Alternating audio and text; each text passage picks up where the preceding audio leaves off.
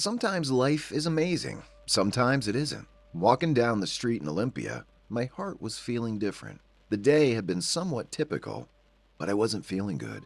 I couldn't remember when it was any worse. I'd always been different. In school, I once fell from a staircase, but I got up, and apart from dust on my clothes, no one could sense that I had survived a fatal fall. I couldn't understand where the amazing energy came from, and why my peers, who looked so similar, didn't have it. But were they similar? I can't remember how my childhood went. I can't remember anything about that time. It feels as if the oldest memory I have in my mind is the old broken home that my mother rescued me from. I have tried asking my mom how my hairs were different and why I didn't have nails. Nevertheless, she hadn't given me a good answer. Her answers would vary between a side effect of her medicine during her pregnancy or a chronic illness, which I believe to be more likely. She defined my ability to escape pain as a disease that didn't allow me to sense the sensation. Regardless of why I look different, my unique appearance hasn't helped me be a popular guy at school. My wavy blue hairs have been termed antenna, and it was a good reason for me to be bullied for more than 4 years.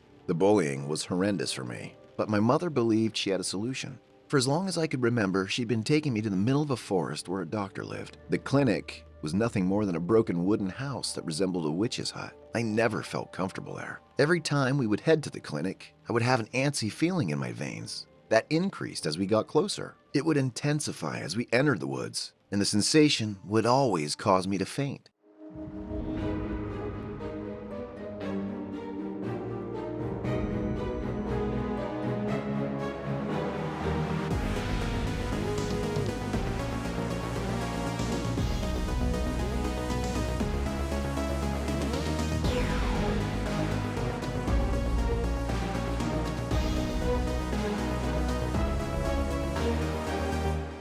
Midnight Stories.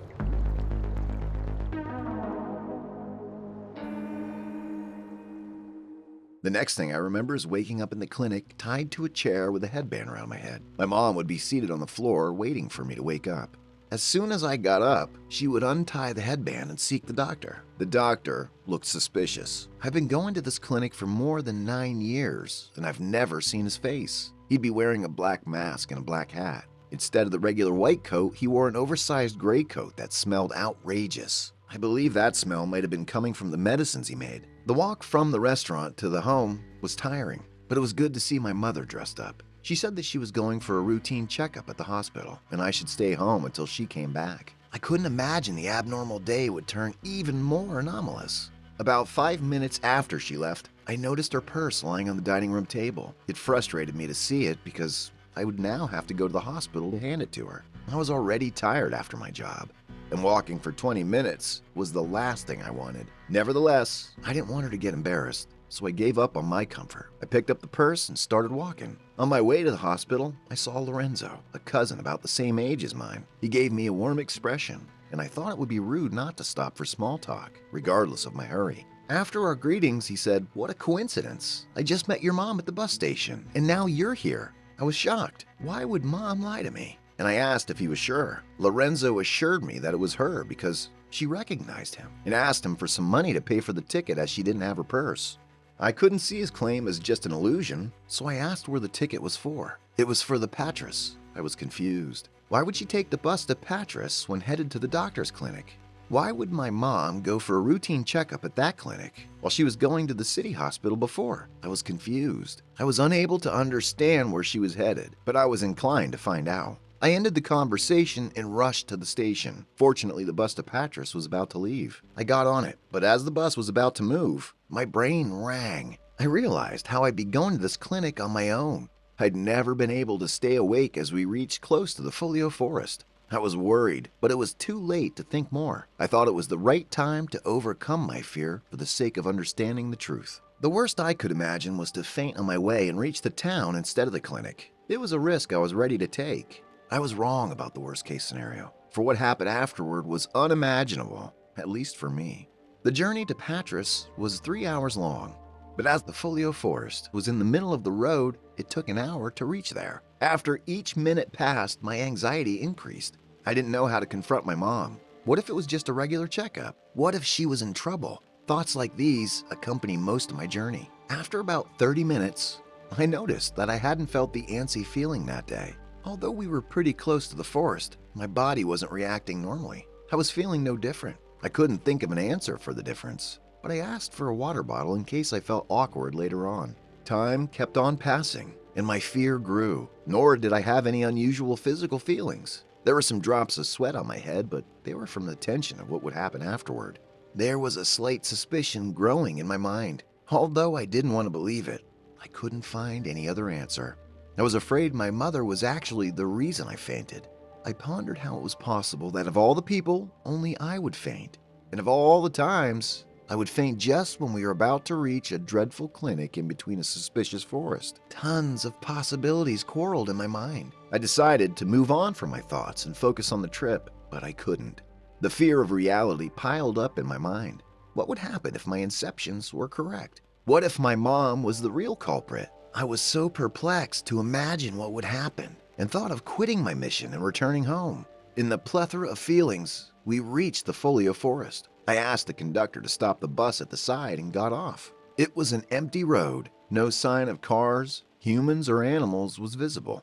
I wasn't sure which way to go as I'd never traveled there on my own. I decided to look for some clues. My focus was to trace footsteps in the mud, as it was a less popular route for most people. I was sure that the recent footprints would be of my mom. I analyzed it keenly, and after some minutes of failure, I was about to lose hope. I wondered if my mom had gone to Patras instead of the forest, and I'd been mistrusting her. But suddenly, I got my eye on a web. The web was placed in an inner curve of the branch and trunk.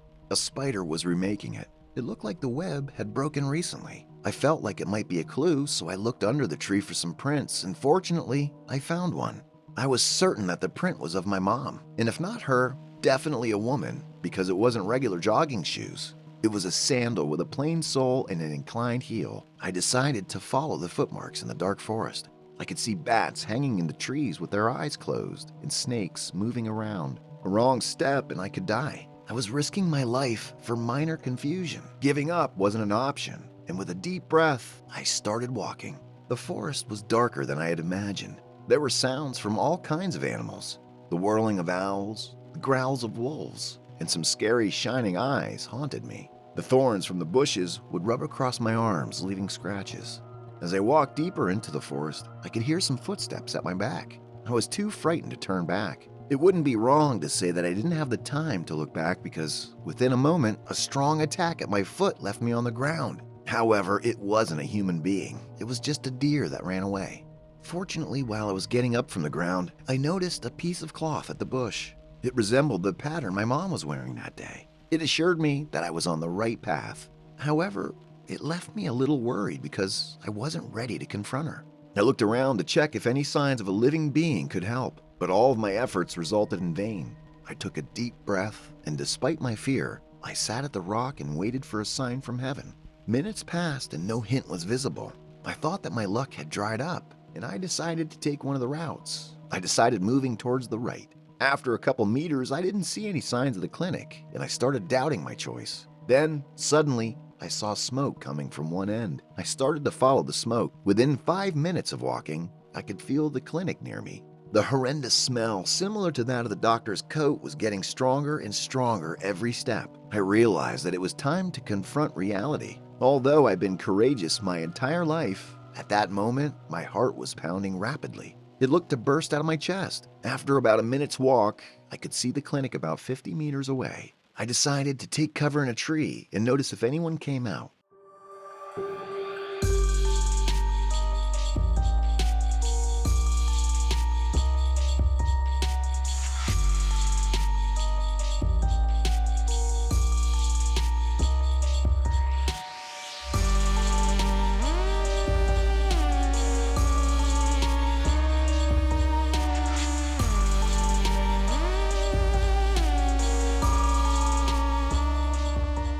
Minutes again passed and no movement was visible. And suddenly, I heard a loud cry. It felt as if someone had been stabbed. It wasn't my mom's voice, but I wasn't relieved. What if she was the killer? Or what if the killer had killed an innocent person and my mother was next? I covered myself entirely in the tree and hid my face with my hands. Nothing would change, and knowing the truth was more important than ever. I gathered all the courage I had and rushed towards the clinic. But I saw my mom walking out as I was about to run in. Her clothes had bloodstains all over them. I was shocked. My breath stopped. I couldn't digest what had happened. For the brief moments, my mind ran through thousands of flashbacks of my life. The expressions of my mother was no different. She stood there, her mouth open, but she spoke no words. Both of us were perplexed. Confusion is a relatively small word, but my single question could never uncover all the answers it needed to. As I soon recovered my mind, I asked, "What's this, Mom? Weren't you supposed to be at the hospital?"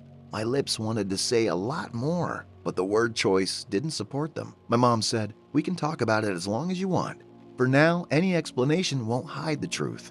There was a brief pause, and then I murmured, "Please, tell me everything." She started walking towards the clinic and indicated me to come in. The clinic was a mess. It looked like a war between two animals had occurred. The vases were broken, the syrup bottles were on the floor, and most of all, the doctor's body lay in the corner, and the knife was stuck right in his bladder. She asked me to sit on a sofa and started her monologue. "I don't know where to start. Should I start from where you were found or from today? You were the best thing that ever happened to me. I used to work at Federico's place." That was the doctor's name. He is, or should I say was, a madman. He would spend time with animals. His house was as dark as a house could be. He claimed that he understood what animals said. One day, he took me to a wooden hut. It was splintery and broken. He showed me a young boy of 10 years old with a blue head. That was you. You intrigued him. He saw several unique attributes in you. He found you in a burning home. The home was all ashes, and the only thing that survived was you. Your resistance to pain wasn't transferable, and he'd spent years researching you, but he couldn't get any productive results. He chose this clinic to focus on his studies about your power, and some months later he discovered that your DNA test showed that you weren't from Earth. He didn't want to get in between your growth and handed you to me. He paid me the same wage to take care of you. He instructed me to bring you here every fortnight so he could carry on with his research. He wanted to keep his clinic a secret. To prevent you from knowing it, he gave me a syrup to faint you. I would give you the syrup in water or food, and you'd faint before we got here. He would tie you to a chair and wrap a headband around your head. The band was tight and it prevented the blood flow to your upper mind, which kept you unconscious. I would sit by your side to ensure you didn't panic after waking up. All of the facts were mind-boggling to know.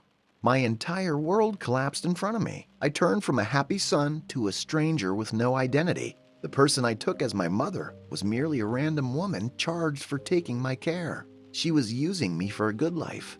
My DNA indicated that I wasn't from the planet. Does that mean I'm an alien? I got up. My thoughts were mixed. But as my eyes went toward the dead body, I questioned her. She said that it was important for my safety. His failure had made him harsh on me. He was trying to kill me, and the only way to stop him was to end his life. I walked towards the door.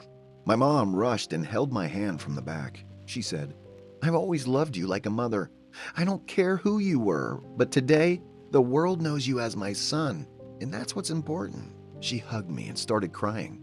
Her tears melted my heart. I realized that despite no relation between us, she had always taken care of me. She would help me get up in moments of sadness. She would cherish my times of victory.